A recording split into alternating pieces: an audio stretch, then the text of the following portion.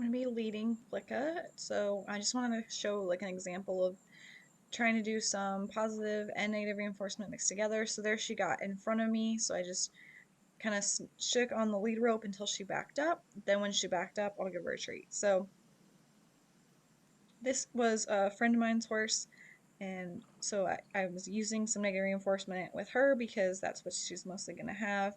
I like to use a lot of positive reinforcement. I find it a lot easier, but this is just if you want to train mixing both together.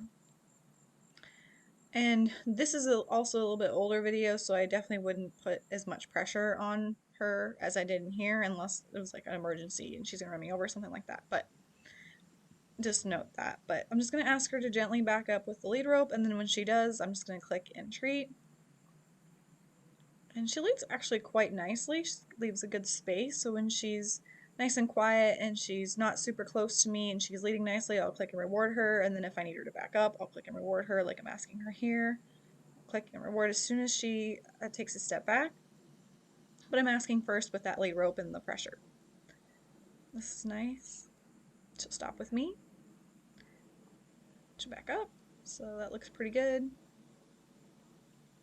And I'm just taking her over to the round pen here, so she's not going super far.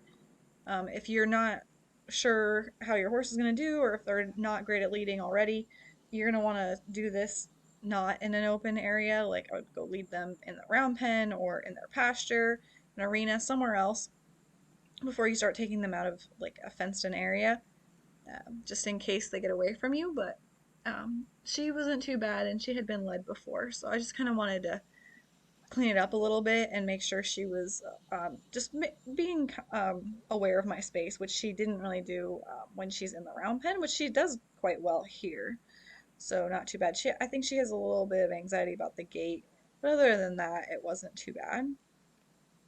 And a lot of horses have that, so that's just something to be aware of and make sure you're not in the line of fire and you have plenty of space for your horse to get through the gate and as you work on that.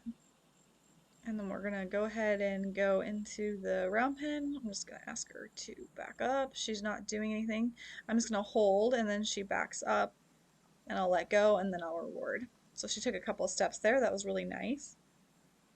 And then you can always increase the pressure too if she ignores that, but I want to start at the lightest pressure. And she comes and follows me nicely. And does like a little half turn and comes back, so that's really nice. And I'm just going to let her go in here because we're going to do some round pen work, but that's just a short little clip of how I would teach some leading